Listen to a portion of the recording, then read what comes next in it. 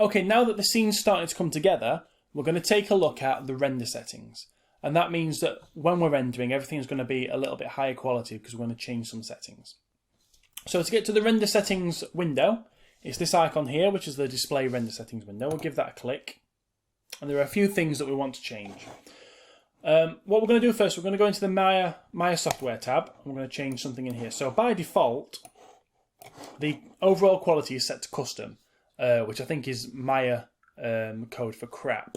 So we're going to change custom to intermediate, which is not the best, but it's a good trade-off between quality and render time. And then we're just going to scroll down a little bit further, and we're going to turn on ray tracing. Ray tracing handles things like reflections, high-end shadows, where the light refracts, bounces, things like that. So it's really good to have that turned on.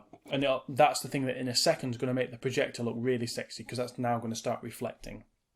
And then we're going to go into the Common tab, and we're going to just scroll down until we find the presets. By default, it's at HD 540, which is okay, but it would be a little bit better if it was at HD 720. You can go higher if you want, but for my purposes, 720 is enough.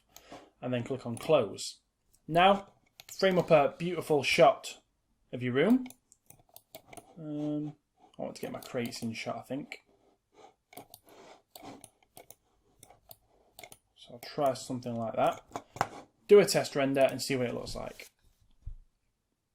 So you should notice straight away that the window is a lot bigger, but also that it's taking much longer to render. And that's because it's doing a lot more complicated stuff with it. It's working a lot more out. And straight away, you can see that the reflection on the projector is working. It's actually a little bit over the top. And I think that's more to do with the placement of my light than the reflectivity being too high. But I could turn that down, or I could reposition the light. You can see everything's looking much nicer now as well. So I think what I will do is I'm just going to move this light. Oh, if I can select the light. So I want that light, and I'm just going to try and move it off center like that.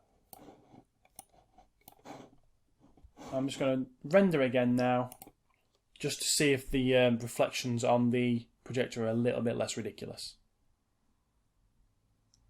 Any second now. Yeah, so that's nicer. So it's still very shiny, but the colour's coming through and it's got that polished plastic look that I was going for.